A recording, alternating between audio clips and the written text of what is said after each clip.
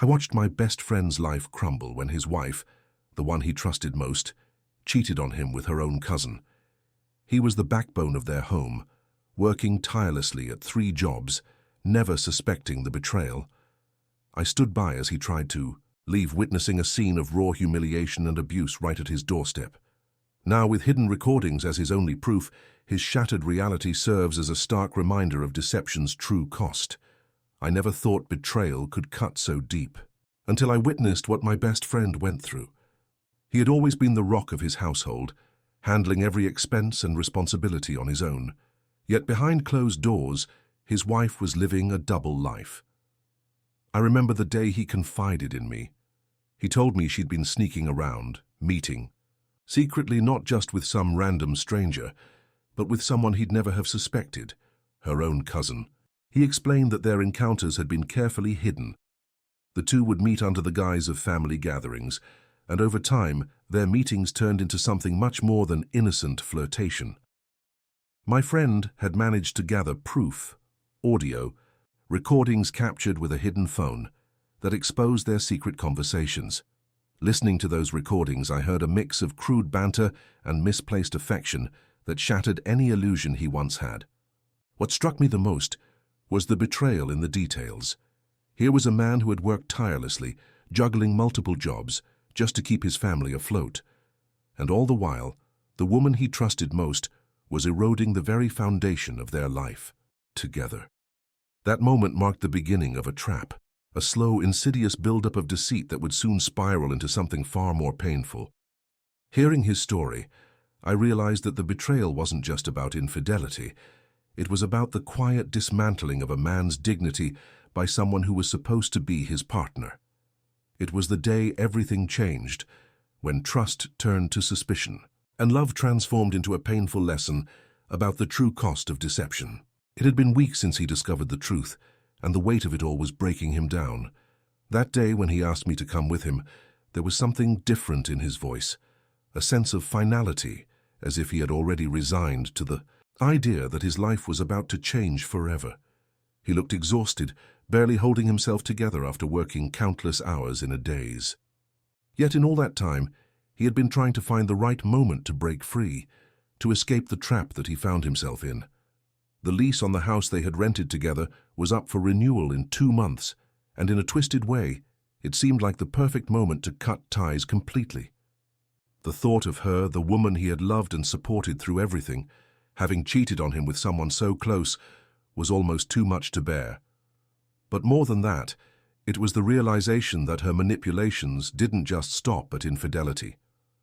She had been using him financially and emotionally for years. His plan was clear: he had to leave. He needed to collect his belongings, get out of there without causing a scene, and ensure that she couldn't turn the situation into something even worse. He was worried, no, terrified, that without him there, she would do anything to make it look like he was the one at fault. She might accuse him of something, anything, to make sure that the tables stayed turned in her favor. After all, he had been the sole provider. He held it all together, but now he worried that without him, everything would crash down. When he asked me to come, it wasn't just as a friend. He needed a witness, a neutral party, someone who could help protect him and bear witness to what was about to unfold. He had his fears, deep fears that this situation would escalate into something far uglier than any of us could imagine, but it was too late to back out now.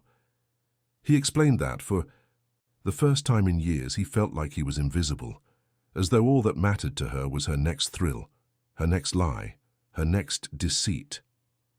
He had grown to feel like nothing more than an ATM, a tool to fund her and her family's lifestyle. She was selfish, disconnected, and manipulative in ways he'd never imagined before. While sitting there, waiting to leave, I didn't fully understand the consequences of what he was about to do. I didn't feel the weight of his words until we were walking toward her house, into the epicenter of his unraveling.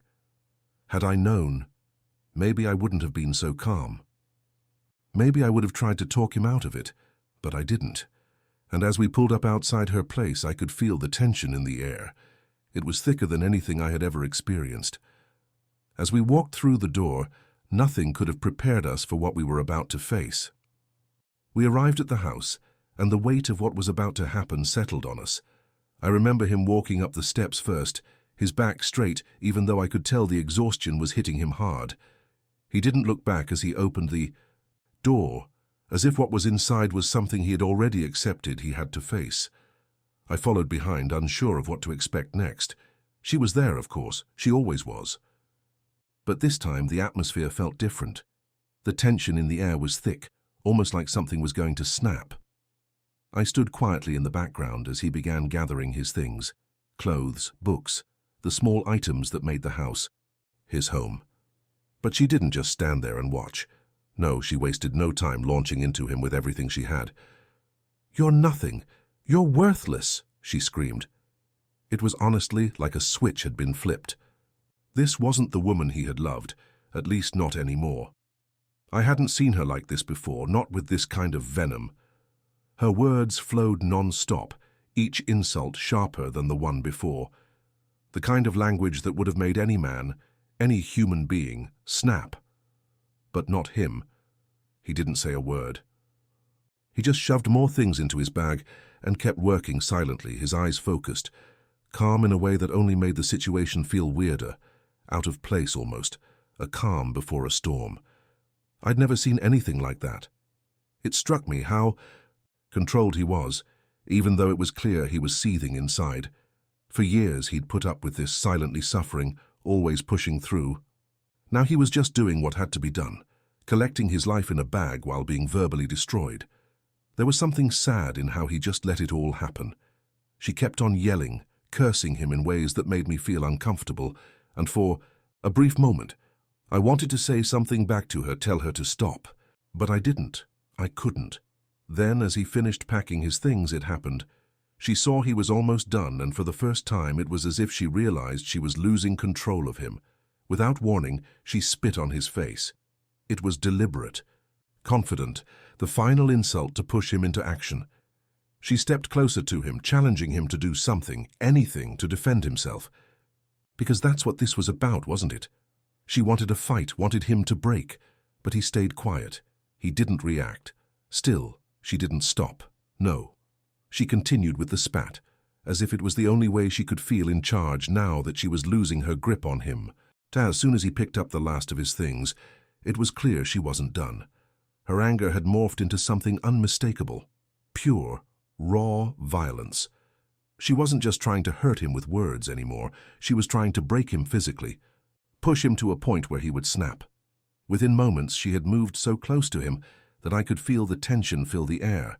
Then, without warning, she spat in his face. I'm not sure what shocked me more, the physicality of it or the cold, calculated way she did it. Every time he wiped his face, she'd do it again.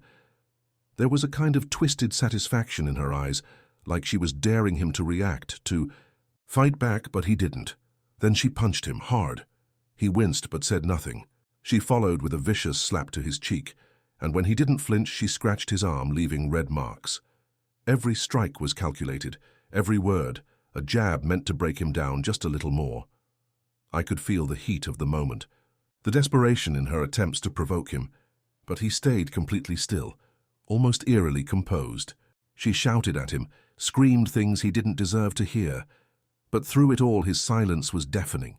She kept pushing, the assault intensifying, her hands hitting him, scratching, even slapping outside his face. It was almost as if the physical pain wasn't enough for her. She wanted to shatter his spirit. "Punch me if you're a real man," she yelled over and over, as if her blows weren't enough to prove the sickening weight of her cruelty. It was like she was trying to force him into a reaction, to take the bait she'd dangled in front of him. But he didn't give her that satisfaction. He didn't give in. All I could do was watch and wish there was more I could do in that moment. It was a brutal display of power. She had nothing to lose, and he had nothing left to give. He was already empty, battered emotionally and physically by years of deceit and abuse. And when it finally stopped, and she had seemingly exhausted herself, there was nothing left but raw silence. A silence I knew wouldn't last. This wasn't the end. This was only a part of something much bigger, a twisted cycle that neither of them would be able to walk away from easily. After that night, I took him to my place. We sat quietly in my living room. the weight of what had just happened hanging in the air. Over a couple of beers, he began to open up about details I hadn't known before. In a low, steady voice, he explained how he had taken precautions long before things reached this point. He told me about a hidden phone with a surveillance app he'd placed under the bed, a small act of preparation that now carried a heavy meaning. That phone had quietly recorded moments that confirmed what he'd long suspected.